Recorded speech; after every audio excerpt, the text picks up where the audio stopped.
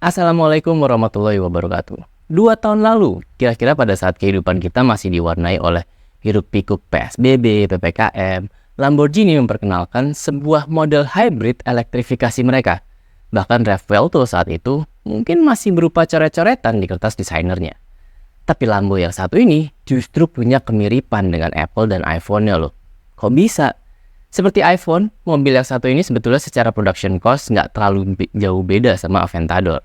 Tapi dengan menambah sedikit fitur baru dan aspek kosmetik baru, jadilah sebuah Lambo eksklusif baru. Dan mobil yang akan kita bahas kali ini sempat menyandang Lamborghini paling powerful sebelum akhirnya lahir Rev Welto.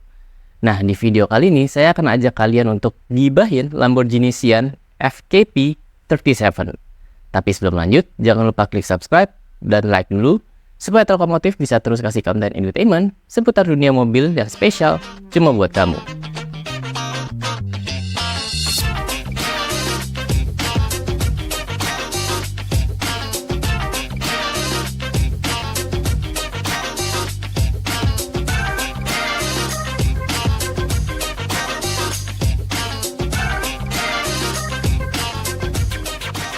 Suatu hari ketika kehidupan petrolhead global belum mengenal Rev Welto sebagai Lamborghini terkuat, Lambo sudah mempersembahkan Sian sebagai penyandang gelar kehormatan tersebut. Pada saat dibangun, Sian menggunakan Aventador SVJ sebagai pondasinya. Hal ini termasuk mesinnya. Tapi, sebagai mobil eksklusif dan terbatas, tentunya nggak seru dong kalau pakai mesinnya plek-ketiplek dari punyanya SVJ. Lambo tambahin doping berupa superkapasitor. Jadi hitungannya, Sian ini adalah sebuah Lamborghini berpenggerak hybrid dengan sistem elektrifikasi. Bedanya, Sian tidak menggunakan baterai, tapi superkapasitor tadi. Bedanya apa? Superkapasitor punya kemampuan ultra fast charging yang jauh lebih cepat dari baterai mobil listrik reguler dalam nge-charge. Tapi tenaganya juga jauh lebih cepat habisnya. Jadi kalau dicontohkan dengan sebuah senter, superkapasitor cuma bisa menghidupkan senter tersebut selama 1 jam aja. Tapi superkapasitor ini bisa di-charge hanya dalam 60 detik aja. Dan superkapasitor di Sian ini diisi menggunakan teknologi regenerative braking. Lah terus, dengan keterbatasan spesifikasi seperti itu apa gunanya? Lambo tidak pernah berniat membuat mobil yang bisa berjalan secara full elektrik. Superkapasitor ini hanya bertugas untuk mengisi tenaga ketika upshift dengan memutar motor elektrik yang terhubung dengan rodanya. Jadi perannya memang cuma sebagai aktor pendukung aja, bukan pemeran utama. Makanya total tenaga yang bisa dihasilkan oleh Sian bisa lebih tinggi hingga 33 horsepower dibandingkan SVJ, yaitu sebesar 808 horsepower. Untuk total torsinya masih sama dengan SVJ, yaitu sebesar 720 Nm. Total tenaga dan torsi tersebut dihasilkan oleh mesin berukuran 6500 cc V12 mild hybrid. Balik lagi bahas sedikit soal superkapasitornya. Secara karakter teknologinya, mungkin ini bisa jadi alternatif teknik induksi baru buat supercar. Baterai reguler mungkin memang bisa kasih jarak tempuh, tapi kecepatan charging mereka yang lama dan kurang bertenaga, jadi kurang cocok buat mendukung supercar. Karakter superkapasitor yang bisa cepat di-charge kelihatannya jadi lebih cocok untuk mendukung performa supercar.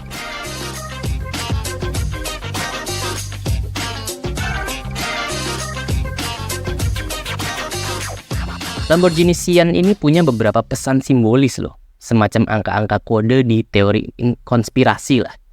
Dari namanya dulu nih ya, secara formal officialnya Sian punya nama lengkap yaitu Lamborghini Sian FKP 37. Kata Sian sendiri itu sebenarnya agak nggak lazim buat line up Lamborghini karena mereka biasanya menggunakan nama-nama banteng petarung. Sian bukan nama banteng, tapi bahasa Itali dengan logat Bolognese dari a flash of lightning. Ini menggambarkan kemampuan dari teknologi superkapasitornya. Terus nama belakangnya FKP 37, kode rahasia apa ini? Ini bukan kode dari teori konspirasi, tapi cuma sebuah bentuk penghormatan untuk seorang tokoh yang dulu bertanggung jawab membawa Lamborghini bergabung masuk ke dalam keluarga besar VW Group. Tokoh ini bernama Ferdinand Karl Piëch. Semoga benar ya bacanya. Makanya ada inisial nama beliau di Sian, FKP. 37-nya sendiri merupakan tahun kelahiran beliau. Nggak cuma sebatas nama, angka-angka simbolis juga dipakai dalam menentukan jumlah unit produksinya Sian. Lamborghini Sian diproduksi dalam dua format, yaitu Coupe dan Roadster. Untuk format Coupe diproduksi dalam jumlah yang lebih dari 3 kali lipat lebih banyak dari versi Roadsternya. Artinya, versi Roadsternya Sian 3 kali lebih rare dari versi Coupe-nya. Sian Coupe diproduksi sebanyak 63 unit, sedangkan Roadsternya hanya 19 unit saja. Nah, kalau kedua angka produksinya ditempelkan, maka menjadi angka 1963, yang mana merupakan tahun berdirinya Lamborghini. Dengan jumlah produksi yang seterbatas itu, berapa Lamborghini membandrol Sian untuk para konsumennya? Sayangnya, Lamborghini nggak pernah merilis secara resmi berapa harga Sian waktu dijual. Tapi kalau dari gosip-gosip yang beredar di jalanan, Sian dijual dengan harga sekitar 3,6 juta dolar alias hampir 56 miliar rupiah.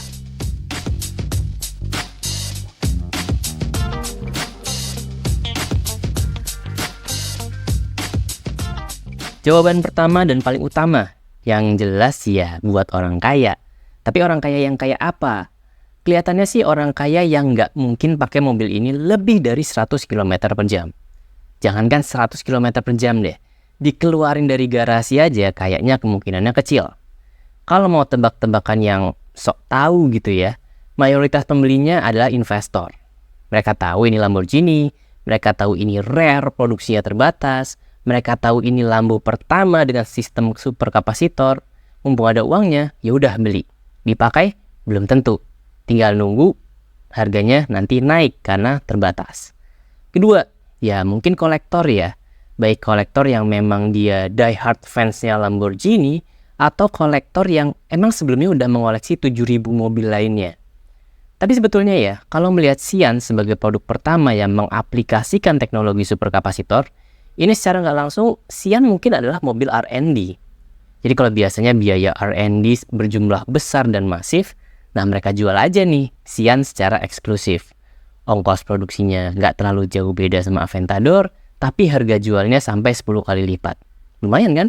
Supaya R&D-nya nggak boncos-boncos amat. Atau jangan-jangan malah bisa balik modal dan udah cuan ya.